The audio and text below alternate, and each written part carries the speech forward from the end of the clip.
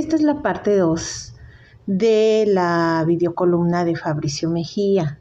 Y recuerda, aquí solamente se está dando la información. Es importante conocer la información. En ocasiones no hay suficiente tiempo para leer todo el papeleo que puso Norma Piña, que según para entablar una supuesta investigación en contra de Arturo Saldívar. Recuerda, aquí la información es poder.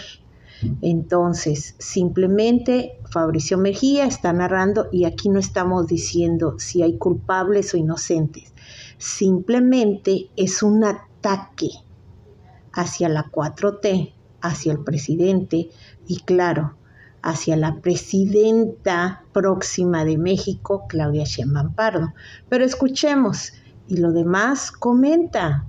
Deja tus comentarios y si te parece que esta información es interesante, compártela. Es necesario que todos sepamos la verdad detrás de toda esta acusación supuesta de Norma Piña. Escuchemos a Fabricio.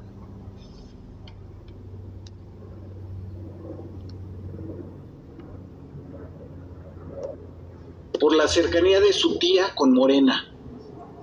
Se refiere a la tía Dolores Padierna. Otras acusaciones se refieren a que se les avisaba a, cito, diversos juzgadores, principalmente de primer y segundo circuito, para ordenar que resolvieran de manera prioritaria asuntos relacionados con extradiciones a los Estados Unidos o presionarlos sobre asuntos específicos cuyas personas relacionadas y sus detenciones eran usadas como motivo de orgullo del presidente en mañaneras previas. En esta frase última se le desparrama a la denunciante de Piña todo su odio contra las mañaneras. ¿Qué tiene que ver el orgullo del presidente con cumplir una orden de extradición de un delincuente, que además está normada por tratados internacionales con Estados Unidos, por ejemplo? Detrás está toda una idea de la oposición sobre AMLO, que sus mañaneras no son ruedas de prensa para informar y denunciar, sino actos de narcisismo. Leer esta denuncia en algunas partes es como leer El Rey del Cash o un tuit de Mario de Constanzo o de Loré de Mola o de Alarraqui. Continúa la denuncia. La Asociación de Jueces y Magistrados Federales sufrió presiones, amenazas, acoso y trato denigrante del sirviente de Saldívar. Dice sirviente, así, un insulto al encargado de la judicatura. En una denuncia firmada por Norma Piña, sirviente, ahí me declaro incompetente para saber qué le ocurría en esa madrugada de martes postdebate a quien redactó esto.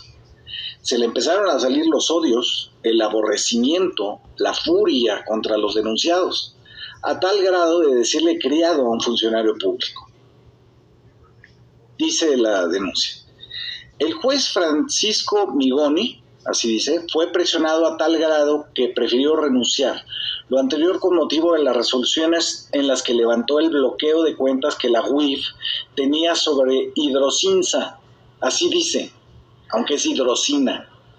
El amparo concedido a Grufesa, el desbloqueo de cuentas de la hermana de García Luna.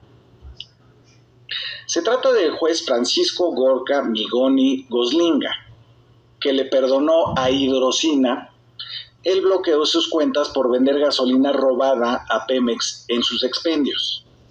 Eran 31 cuentas bloqueadas por la UIF de Santiago Nieto y al dueño de Hidrocina se le relacionó también con Javier Duarte, el exgobernador veracruzano de la Abundancia, y con la inmobiliaria Moca, que destruyó el manglar de Tajamar en Quintana Roo.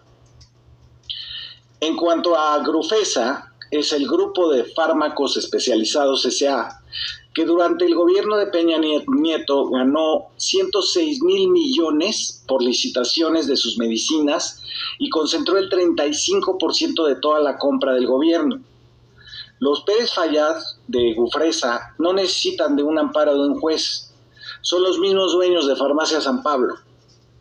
Del desbloqueo a las cuentas de la hermana de García Luna, Esperanza, que era la jefa de la policía cibernética durante el gobierno de Felipe Calderón, un juez de Jalisco, Agustín Archundia Ortiz, se lo negó en marzo de este año. Así que no sabemos qué tendría que ver el otro juez, Migoni Goslinga, en todo esto. Las acusaciones contra Carlos Alpizar terminan con una demoledora. Dice: acudió a la mañanera del titular del Poder Ejecutivo Federal a rendirle cuentas. Se refieren al 15 de septiembre de 2022, en que fue a informar durante 2 minutos, sobre la liberación de 1,198 personas inocentes, es decir, sobre el trabajo entre la Defensoría Pública y la Secretaría de Seguridad Ciudadana. Pero la redacción dice claramente que fue a rendirle cuentas al presidente López Obrador y no a la prensa ahí sentada o al público que seguimos la mañanera. Luego viene una joya. Es contra Edgar Bonilla del Ángel del Instituto Federal de Especialistas de Concursos Mercantiles. Dice la anónima: presionaron a las empresas que tenían contratos con Pemex para declararse en quiebra a cambio de sobornos y prometiéndoles que así no pagarían nada a sus acreedores. Cuando la empresa no aceptaba, el instituto realizaba prácticas dilatorias, solicitudes y harían dato y recursos innecesarios a fin de retrasar el procedimiento o bien evitar la ejecución de resoluciones que les pudieran beneficiar a la empresa rebelde, aprovechando sus contactos con instituciones bancarias, como la novia del director, que es alta funcionaria de Cibanco, para lograr su cometido. Es una joya, porque se refiere a una empresa italiana, Micoperi, que ganó con Emilio Lozoya y Peña Nieto 7 contratos por 7,000 millones, es decir, con un sobrecosto del 30%, y luego no se presentó a firmarlos porque no tenía el dinero para la inversión. Micoperi es socia de Navieros del Golfo, que tiene compañías inexistentes, factureras según el SAT, y algo que no depende del omnipresente AMLO, apareció como evasora de impuestos en paraísos fiscales, en Panama Papers y en Pandora. Lo de la novia del abogado, que es alta funcionaria del Cibanco y que desde esta tremenda institución bancaria logró presionar a una compañía italiana, es un chiste que se cuenta solo. Luego vienen las acusaciones contra Netzaí Sandoval, que dirigió la Defensoría Pública, es decir, la de la gente pobre que no tiene para pagar un abogado. Dice textualmente la denuncia: se le asignó el caso Wallace, donde ordenó que la línea que se siguiera era conseguir a costa de lo que sea, así dice, la libertad de los implicados, tanto que por conducto de Salvador Leiva Morelos Zaragoza, entre paréntesis pone incondicional, le exigió a María Dolores Vera que en este caso alegara actos de tortura, pero se negó. Este se refiere al roñoso caso de la señora Wallace, que se presume por varios periodistas de México y de Estados Unidos que fabricó el asesinato de su hijo y luego inculpó mediante torturas a una célula criminal de su propia invención. Así que, hasta donde este columnista sabe, Netzaí actuó conforme a la justicia. Pero sigue acusándose a quienes hicieron el bien. Por ejemplo, al juez de distrito Iván Aarón Seferín Hernández del Centro de Justicia Penal Federal en el estado de Durango se le acusa de cumplir con su responsabilidad. Dice, giró orden de aprehensión contra el exgobernador Francisco García Cabeza de Vaca, en el que se violó el fuero del imputado. No es tal, porque el imputado, Cabeza de Vaca, se le quitó el fuero por parte de la Cámara de Diputados el 20 de septiembre de 2023. Otra cosa es que la Corte jamás resolvió qué hacer cuando el fuero lo ratificaba el Congreso local, como ocurrió con Tamaulipas. Pero todavía Piña se da el lujo de agregarle al juez: y contra el coronel Eduardo León Trawitz sin fundamento. León Trawitz era quien distribuía el huachicol a escala industrial desde su puesto como subdirector de salvaguarda estratégica de Pemex. Está detenido en Canadá. Y a menos que Norma Piña quiera acusar a Saldívar de presionar a los canadienses, no sé para qué metió eso. Otra acusación que tampoco entendí es esta.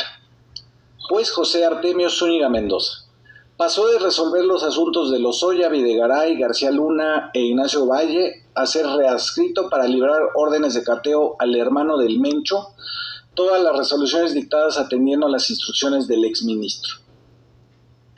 No me queda claro por qué un mismo juez no puede ordenar cateos en ranchos del hermano de Nemesio Ceguera, que se llama Antonio, del cártel de Jalisco, si antes resolvió asuntos contra la corrupción política de Emilio Lozoya y Genaro García Luna. No le veo sentido a esa redacción precipitada, vulgar, imprecisa y de tal manera malintencionada que al final resulta confusa. En las últimas horas, el propio Arturo Saldívar anunció el inicio de un procedimiento para un juicio político contra Norma Piña.